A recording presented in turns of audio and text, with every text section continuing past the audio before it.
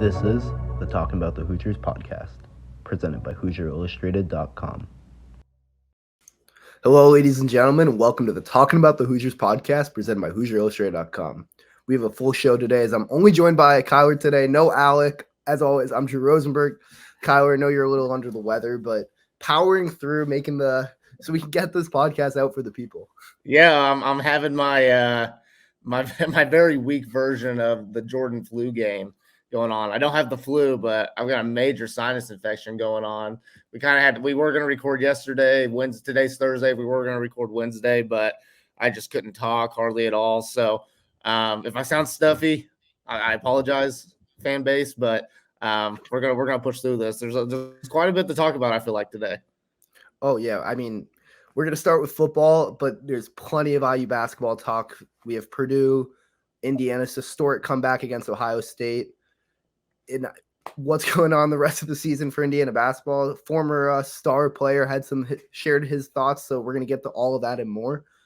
But I think we're going to start with IU football. There's not too much to talk about, but let's start with Curt Cignetti. He had his National Signing Day press conference, but even though it was National Signing Day, no one's actually signing. We kind of know the roster, know what it's going to look like. And there seems to be a lot excited about. He had a quote, I got to find it. It was, he's trying to change the way people think about Indiana football. And that's just something that, like, this culture of Indiana football, it needs. It's been a team at a big school that it's kind of been dormant for much of its history. And you have a new coach with Cignetti who's fired up, really seems excited about the change and really wants to. I mean, the full quote was, we got to change the way that people think about Indiana football. We've been adamant we're going to win, and we're going to win this year, and we're going to change the brand and the expectation level and the way people see Indiana football. Kyler, what is, I guess, for you, your thoughts when you hear Cignetti saying that? Yeah, I mean, so I was on that Zoom call yesterday with him. There was a lot of media on there, and you even got some national media guys in there as well. Definitely a lot more media involved with these kind of Zoom pressers, this media availabilities that you saw with Tom Allen, especially towards the latter days where people just kind of giving up on the program or whatever. But, Coach Cignetti, you say fired up. I mean, it's just the confidence level with him, right? And I'm not the Indiana football expert, but I have been around the program at least for around 27 years. Obviously I grew up a little bit 20 minutes down south. So I kind of knew, how Indiana football was and how it has been in the past. And honestly, it's just been an embarrassment for the most part. I mean, we've had a few good seasons, but obviously, the latter years of Tom Allen were just completely embarrassing. And he just never really could kind of recover from that really fun 2020 season. But what Coach Cignetti's doing and just the roster turnover that he's had, I know he talked about how he was, put into kind of a crisis situation with this Indiana football roster going into December. A lot of people entered the portal, a couple of guys, entering the draft. And he really worked his, butt off, and his staff. I will say that too. I feel like his staffs came in really well, and they've lit a fire underneath this team. I know we talked a lot about being in the weight room. The kids are really loving that. They're adapting to the weight room style and what his strength coach is doing. Forget his name right now off the top of my head, but Derek Owings. They're going. So, yeah, and that's a guy that Coach Cignetti talked about, he has high confidence in, and he talked about, he says he's going to let him do his thing. He's going to let Derek do his thing. And the kids have just bought into that. So, Coach Cignetti, very, very confident player. He's got he's got hope in this Indiana football program, something that they haven't had, since 2020. So it's really nice to see. And, he needs to change the way people think about Indiana right now. Not much has changed about Indiana except internally and this with the fan base. But on a national level, that's where you got to get it to. And when he's going into recruiting, I know he's got a few guys right now that he's highly interested in, and there's a lot of offers being dished out. But when he goes into recruiting, he's got to sell the fact that, hey, this is not the Indiana football that you may know of or probably don't even know of. Mm-hmm. This is going to be different. And I think he's doing a really good job so far. Obviously, the results need to happen on the football field, but he's doing a really good job right now.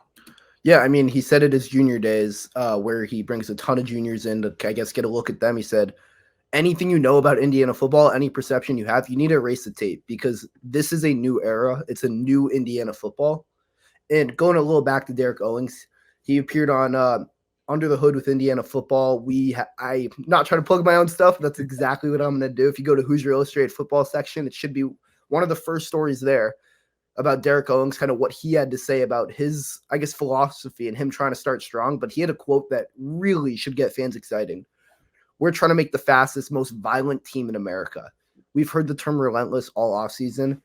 Cignetti, I don't want to call him a psychopath, but I mean in the best way. He is a football junkie. He is a guy that lives, breathes football. He said in his presser he went on vacation. His wife had to force him to go on vacation because that's how much he wants to stay in this building, working to build this program up. Yeah, I mean, he's won everywhere he's been, right? So we obviously know that, and he's obviously, we've mentioned how confident he is, but just what his strength coach is saying, that just shows to me that he's got full confidence in what Cignetti is. And like you said, Drew, I mean, Cignetti is a psycho when it comes to football. I mean, that guy's in his office 4 a.m. going through everything, and he's not leaving until 11 p.m. at night. I mean, that guy breathes football, and he knows what it takes to get success.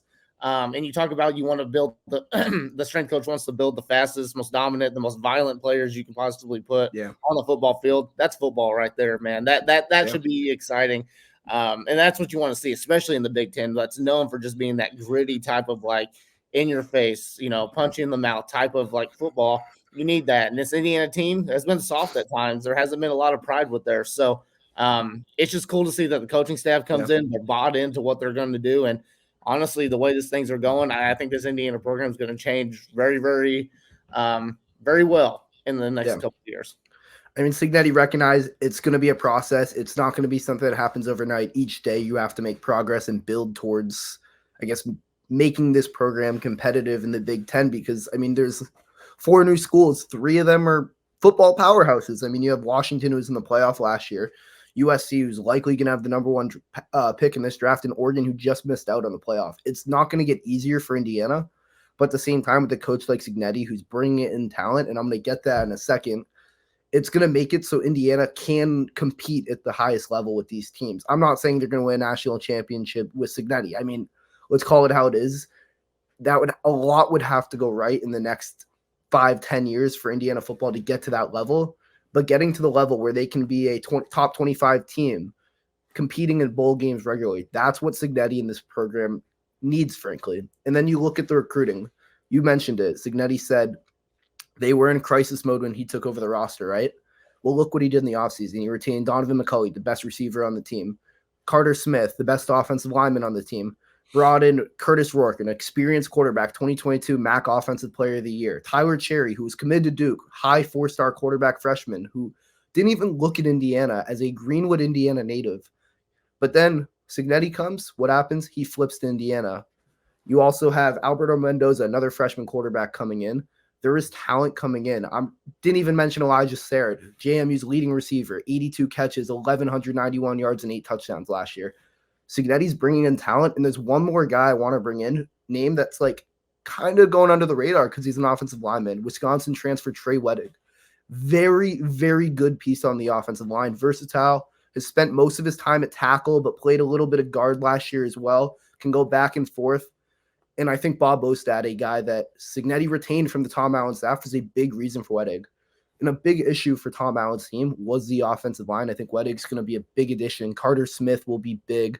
Indiana also landed 2 more. I'm blanking on names, but they landed 2 more offensive lineman recruits for 2025 last week. So there is a lot to be excited about for this program, but it's also important to remember Rome wasn't built in a day. It's progress, and it's building in the right direction. So we got to manage expectations, especially in year 1 for this team. Yeah, you obviously got to manage it just a little bit, but also when you're getting a winner like Cignetti, though, you do kind of, I would say, probably expect a little bit more this year, even if it is his first year. I say this year, Indiana's absolute goal should be to make a bowl game. Yeah. I think that should be priority number 1. And honestly, when you look at the schedule and the amount of talent that he's brought in and just looking at Cignetti's resume, you should expect that. I think you can expect that from this Indiana team. Now, this might be a harsh reality with Cignetti. There's still going to be a lot of work to be done. Indiana, it wouldn't be shocking at all if they didn't make a bowl game this year just because of where they're at right now as a program. But you want to see improvements. You want to see, honestly, just them compete, with the top guys and everything. And I think right now, I think the offensive, when it comes to the playmaking, is set. The offensive linemen look like they're going to be good pieces. That's probably the key part of this football team. How good the offensive line is will determine how far this team can go. So, lot to be excited for if you're an Indiana fan. You haven't had this hope for Indiana in quite a long time. So, it's just fun to see right now, and it's cool to see the confidence level that Cignetti brings. Yeah, and then we're talking about bringing in some of the best players in the country. Julian Lewis. Yes, Julian Lewis, for those who don't know, 2025 quarterback from Carrollton, Georgia. I believe the number 4 quarterback in the country. He's 247 Sports composite 8th player in the country, 5-star, unbelievable, very, very good talent. He's currently committed to USC, but it's kind of like the worst kept secret that he is really shopping his, I guess, commitment or recruitment at this point. He's already taken visits to Auburn, Ohio State since committing. And you know where he was last weekend? He was right here in Bloomington, Indiana. And he had some interesting things to say about the program. I mean, usually, a kid won't say anything unless it's positive, or they usually won't say much. But what Julian Lewis had to say? He said, Indiana's building something special. Well, I'll be completely frank. I'd be very surprised if Lewis ends up in Indiana, especially with Tyler Cherry already committed as another young guy. And there's definitely some young guys there. But the fact that Indiana is getting visits from a 5-star top 10 quarterback in the country, that's something that I can't think of this program really ever having, and it's something that is a good sign for this program moving forward. You want to be in the competition for the best. You're going to lose a lot more than you win in recruiting. That's the truth. That's the way the game works. But getting into that final group, where you are competing for the Julian Lewises and the best players in the country, that's where this program is. And Cignetti this team hasn't played a down of football, and Julian Lewis is already saying, okay, they're building something there. Yeah. I mean, and just the fact that like you said, just the fact that they are in the conversation with these types of players. I mean, I don't ever think that there's ever, at least in my lifetime, I don't think there's ever been a 5-star quarterback that's been on campus. I mean, 4-star at the most right now, but just the fact that you've got these players on campus and you're recruiting them and you're giving out positive things about that. That's intriguing, and that's cool to see. So, you said a lot of it right there. Cignetti's doing a really good job right now when it comes to recruiting, and do expect he's going to lose a lot of these battles and everything. That's just something Indiana's not been in, and really what he needs to do is really show his vision on the field this year. That way those 5-stars are taking notice of that and just be like, hey, I want to be a part of this. This looks great. It looks like a place where I can go be a hero at. So in the right step right now. It's going to take a little bit to build this thing, but if you're an Indiana fan, just got to be really excited. Yeah, a lot to be excited about for Indiana football. I mean, spring practice is getting started pretty soon. Spring game Thursday of Little 5 Week. I believe the date's April 8th, 8 p.m. at Memorial Field. Not exactly sure how tickets or all that stuff will work, but I'm sure you can find that on the IU Athletics site. But the team that's playing now, we got to move into it. We got to talk it. IU basketball. Yeah, and it's let's call it how it is. It's been rough. It's coming off a good win, Indiana earned their first quad 1 victory, but I'm going to go back a little farther than that. We're going to start because we haven't talked since before the Penn State game, and we'll talk about that game. Yep. Really, really bad performance. I mean, that second half, Indiana lost. For those who didn't see the game, I'm sure you know by now, Indiana lost at home to Penn State, got outscored 48-30 in the second half. One of the worst halves of basketball, I mean, we've seen from this team, period. It was really an unacceptable loss. Was a chance for this team to kind of get something building towards and try to make a tournament push. And you have a loss like that makes any chance at trying to compete for NCAA tournament spot very, very difficult. Yeah, and obviously it's been a little bit since we talked. Last time we talked, we had Ant Wright on here who said some really good things about this Indiana team. And what I want to kind of go back to what he said, and it's kind of true right now. This Indiana team's kind of where most people thought that they would be on a national scale. From an Indiana fan base point of view, probably not, but from a national scale, this is where this Indiana team is. They were going to win some games that they weren't supposed to win, but at the same time, they were going to lose a lot of ugly games, and that's just kind of what's happened. It's really hard to even describe this Indiana team, really. I mean, I've sat down and I'm just like, what is this team's identity? And you can't really put that down right now. probably, and I would say this, and I would argue with this with any media member, anything like that. I would argue and say that this is probably the most inconsistent team in the nation right now. At one point you look like, this team could beat anybody. This team is on the verge of beating Kansas, and the next minute they're getting beat by a very, very mediocre Penn State team at home, no less. And that's just unacceptable, like you said. So it's just been a very weird last couple of weeks for this Indiana team. Got a gritty win against Iowa at home. Iowa's not that powerhouse team that they've been in the past few years, but they've always been a team that's really that Indiana struggled with just from their offensive standpoint. You saw some players step up in that game, and moving forward, it's really hard right now to imagine Indiana is going to be an NCAA tournament team. There's a lot to kind of look at that. There's a lot that needs to go right for this Indiana team. It started on the right track against Ohio State. They had a much needed bounce back win, and even though it's kind of shocking to say that's their first quad one win, and you're kind of thinking like that, why is that a quad one win? Ohio State's been terrible. They had a terrible January, but when you look at it, it all comes down to metrics, and right now they're in the top 75 when it comes to offense and defensive efficiency. So that was a gritty win there. And then obviously Anthony just stepping up and hitting that shot, just big. So I just don't know what else to say about Indiana. It's just so weird right now. Yeah, two things I want to touch on. Ohio State, it's a quad one win right now. Right now. That could very much change in a week. So I guess Indiana fans are rooting for Ohio State because they need Ohio State to win to keep that win a quad one win. That's important to remember because it can always change if Ohio State keeps losing like they have. They've lost 8 of their last 9. They keep losing. That game could easily fall out of the quad one category. And then Anthony Leal, I found it really funny. Indiana versus Iowa, down by 2, I believe. Gabe Cupps, game-winning go-ahead 3 in the final minute. His first and only shot of the game. Anthony Leal, corner 3 to win. His first and only field goal attempt of the game. 2 wins, 2 guys who hadn't taken a shot all game, a field goal attempt all game. And they are trusted with the biggest shots of the game and hit it. But about that Ohio State game, you'd mentioned consistency. That game is the perfect example. That first half, it looked like this team had given up. It looked like they had a bad loss to Penn State, and they were just kind of mailing it in for the season. Down 12 or 13 at the half. I don't remember the exact halftime score.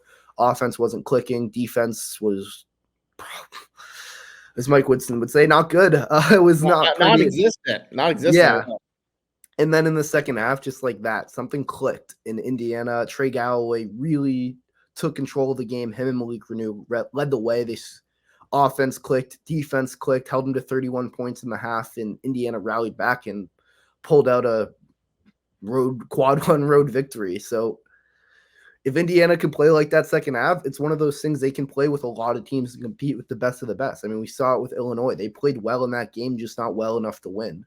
But then they have the games, the second half against Penn State, the first half against Ohio State, where they look like they could lose to anybody in the country. And this team needs to figure out how to find that balance. And I think it's the lack of consistent guard play. When this team goes as far as the guards go, when Trey Galloway, Gabe Cupps, when they're playing well, look at the second half of Ohio State, this team can be dangerous. But then when they struggle, this team can be very, very bad. So it's one of those things with the guards are going to determine how this team goes. Yeah, that's how it's been all year. And you look at all the struggles for this Indiana team.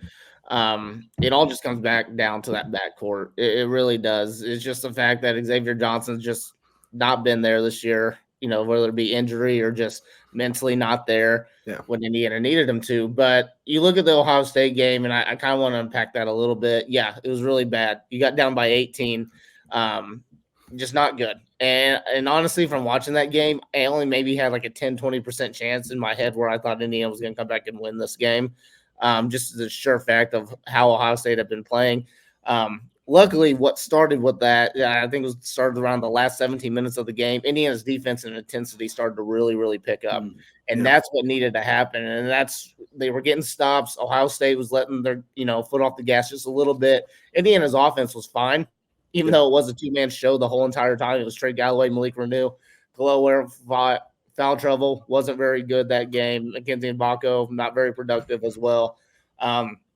And then you get somebody like Anthony Leal, and I think it's worth talking about him just a little bit right now. And him coming in these last few games and taking just so many, just taking advantage of the opportunity that has been presented to him. That's a guy that's worked his butt off for years, and he's coming in and he's playing hard. He had a career high 13 points against Iowa. Didn't play good against Penn State, but I mean that was just kind of with everybody, honestly. And then comes in, hadn't taken a shot, and then Trey Galloway, who has been playing with Anthony Leal since his freshman year of high school on Indiana Elite AAU.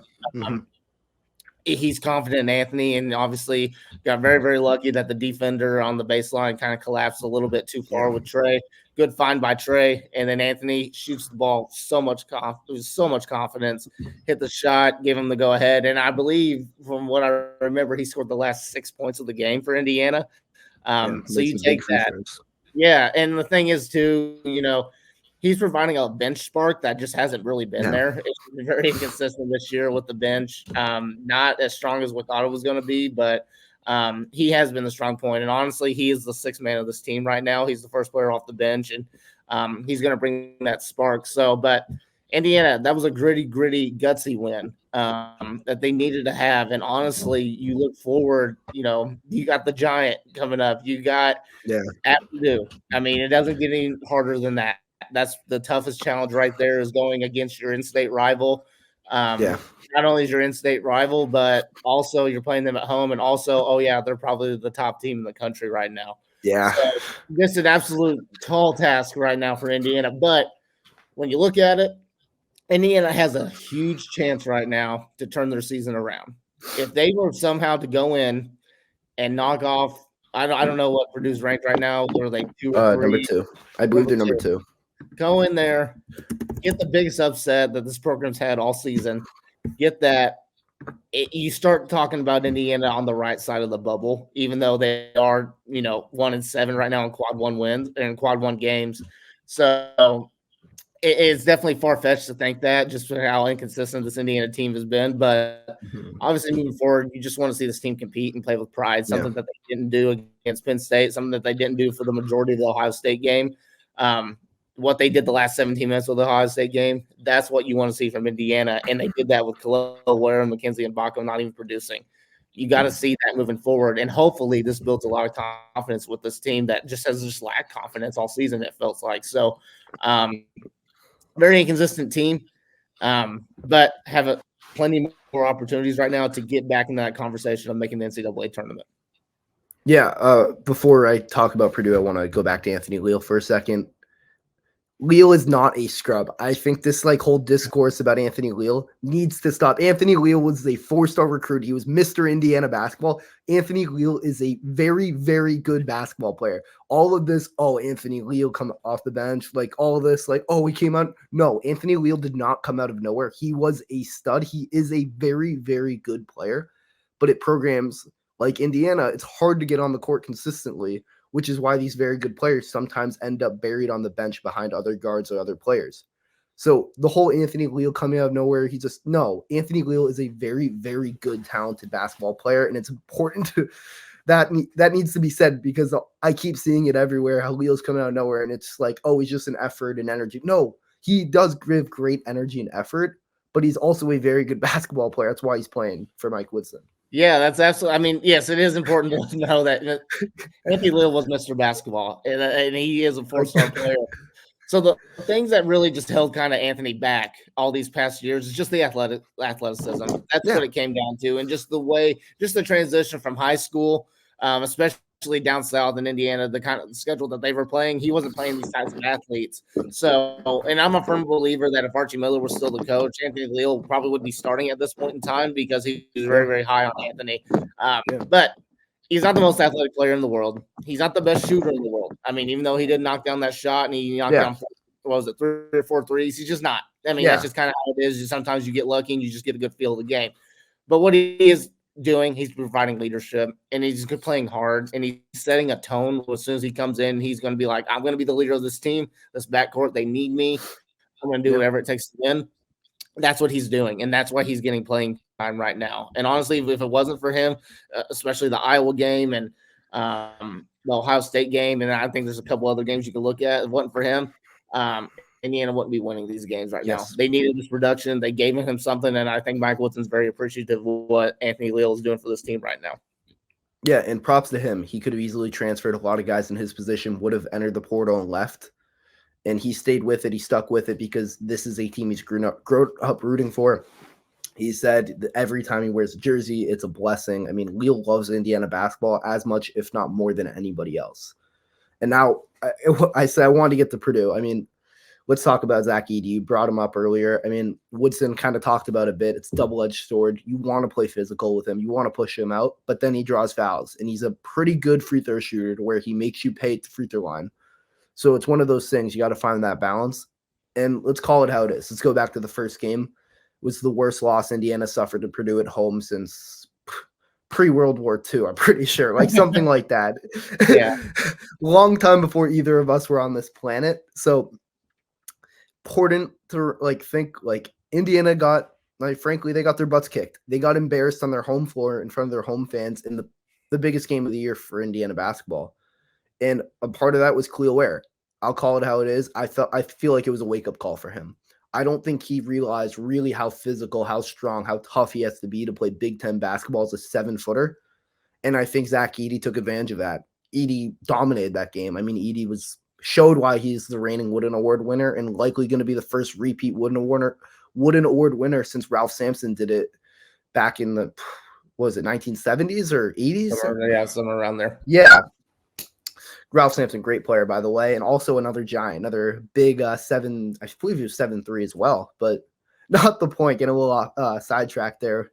I could talk old NBA all the time, but but Zach Edey is a different beast. He's a different guy, and for Khalil's going to have to play physical. He's going to have to play tough. I know he's probably going to be listed as questionable, but I'd be very surprised if he doesn't play Saturday.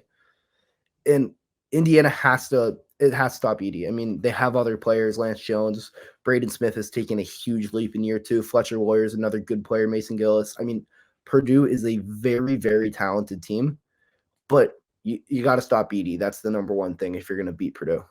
Yeah, and I don't know how much they're going to be able to do to stop Edey. I think it's just going to be what it is. Edey's always going to get his, and he's always going to do that. But like you said about Khalil, that was a wake-up call for him. And, Khalil used to, and rightfully so, used to being the biggest player on the floor game in and game out. And he met a guy that was bigger than him, 5 inches bigger than him at most. Yeah. And he was just not good. He was soft a lot of times, got in the foul trouble the last time that they played. And this wasn't the Khalil Ware that they needed. So, and Mike Woodson even talked about it after that game. He said, we get him another time. Hopefully that was a wake-up call for him, and hopefully, he comes back with better energy. Now, a lot of this determines if he's going to play. He tweaked his knee, I think, towards the final seconds of the game, Ohio State game. So we'll see. But it comes down to pride with this Indiana team. They were embarrassed by Purdue, and honestly, that was probably just from a rivalry standpoint. That was probably the most embarrassing game of the season, just from the rivalry alone, and the fact that they had no energy. No fight, nothing. And he has got to show that. Purdue themselves, they're going to expect the same team over. It's just what it's going to be. They're going to expect the same team. And it's up for Indiana to come in and just punch them in the mouth and set a tone real quick. Last year, they did a really good job of doing so, even though they had alphas on the team like Coach Shafino and Trayce Jackson-Davis. But Indiana's just got to come in and play with pride. The guys that know about this rivalry, the ones that have been around for a little bit, need to say, this is a rivalry game. We have to play better against our rival. We have to go in and compete. We can't get beat by 21 points. Yeah. Like I said, it's going to be a tall task to win this game. But, if Indiana is you're talking about a completely different season than what we projected it was going to be, for the final game. So it comes down to pride. Khalil Ware, if he's healthy, he's got to play with a lot of pride, and he's got to prove himself that, hey, I am a dominant big as well. So it's time to take notice of me. So it's going to be a tough one for him, but Indiana just come in, play with pride, play hard, and just show some fight, and then we'll just see what happens.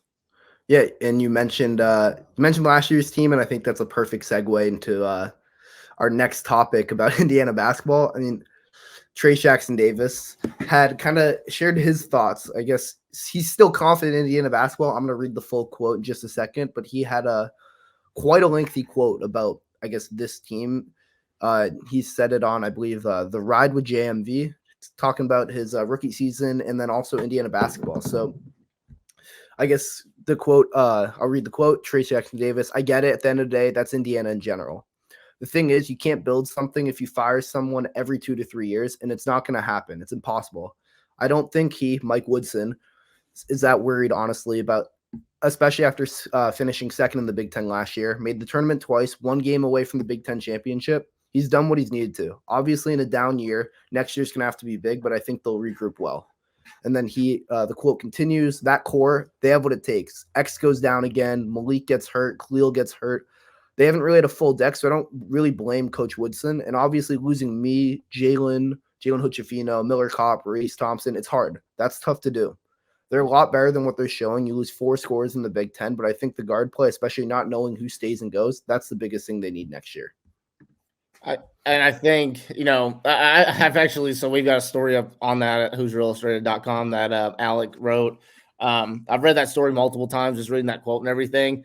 I think a lot of the Indiana fans probably need to read that quote and just kind of step back and listen to it. Trayce, obviously, big Mike Woodson guy. That's his coach. That's the guy he's going to ride with.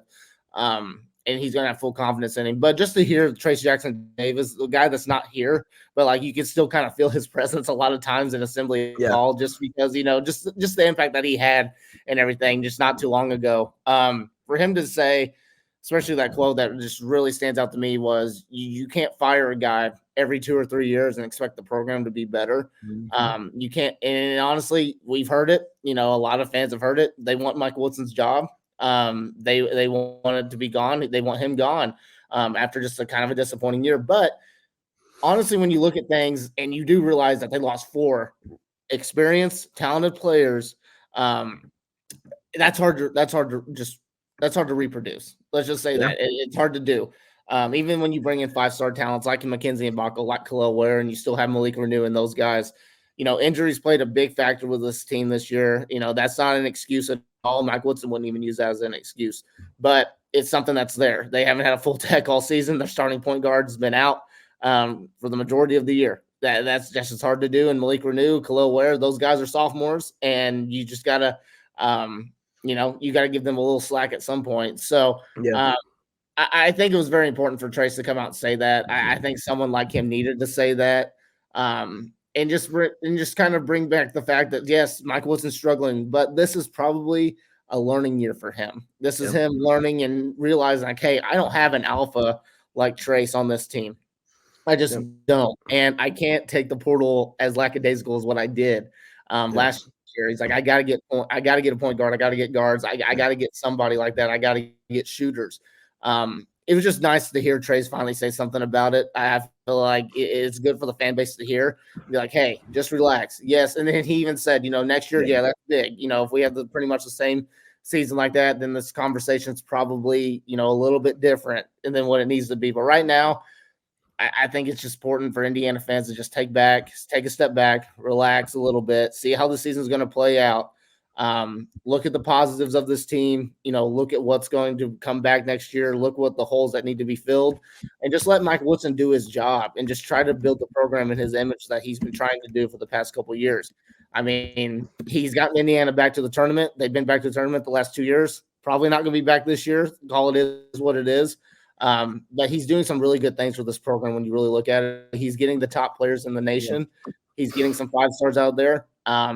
It just comes down to him just kind of building a good roster, a well-balanced roster, and just seeing what he can do there. So, I think the Indiana fans, the majority of them still have confidence in Mike Woodson, but there are ones that are trickling down. And I think them hearing what Trayce said, I think would be really good for them to just kind of, refocus and just kind of see the bigger picture with this team. And like Trayce said, this is with any program. You can't expect to build a program if you're going to fire a guy every 2 or 3 years. That's just not going to happen. So we'll just see kind of what Mike Woodson can do and everything. You just got to finish out the season strong. And you just got to show a willingness to compete the rest of the way through. But very important words from arguably one of the greatest Hoosiers of all time. Yeah, so I want to go back to, I guess, to adding to your point about the portal. I want to go back to last podcast with Ant Wright. If you haven't listened to that or watched that one, highly recommend. Ant Wright, former Michigan player, Big Ten analyst, college basketball analyst, NBA guy. Like he is, he knows what he's talking about. He had a lot of good things to say, and he mentioned it. The portal, it's a learning process. This is the transfer portal being like it is now is completely brand new. And let's call it how it is. Woodson kind of got burned last year. He went all in on a couple of guys, one of them being Khalil Ware, landed. Another guy who would have made a huge difference on this team who we missed out on was Dalton Connect, who, for those who haven't seen, is killing it right now at Tennessee. If Woodson lands Connect, this season probably looks completely different, and Indiana's probably competing in the Big Ten to win the Big Ten potentially. But he didn't, and it seemed like he kind of went all in on a few guys rather than sprinkling his chips across the board. And I think that learning experience will be really good for Woodson. I mean, it's true. Trayce said it. Indiana needs a guard. They need they need an experienced guard in the portal, and I also think a guard who can score the basketball. And I guess Jalen Hood-Schifino was a guy who could score the basketball, and it was so big for that team last year. X kind of has that ability, but he's more of a pass first create guy. Same with Trey Galloway. Like, this is going back to Woodson's first year, and it's not on Woodson because this would have been a hard heat, but Armand Franklin was another guy who could score the basketball, and having a scoring guard on the team, you need it in college basketball. Winning a national championship, you look at the best teams in the country, the Kansases, the Dukes, the Kentuckys, the North Carolinas, like the top of the country, the Houston, the Baylors, they all are led by guards. Woodson needs to get some guard depth, or at least an experienced guard or a guard who can score the basketball in the portal. It's a must. Yep, it's a very important offseason, probably the most important offseason that Indiana basketball has had in quite a long time. And we're not even there yet. There's still plenty of basketball left to go. So, Trayce saying that very, it's just spot on in my opinion. And what you just said, very spot on. Everyone's learning the portal right now. Some are having quicker success than others. When it comes to that, you just gotta let Mike Woodson learn. He is still pretty fresh into the college game. That's what people don't really realize. He came in with already a lot of talent on the team. And then a lot of times you just got to see what you got, and you got to weed out the players that just aren't simply going to work in your system right now.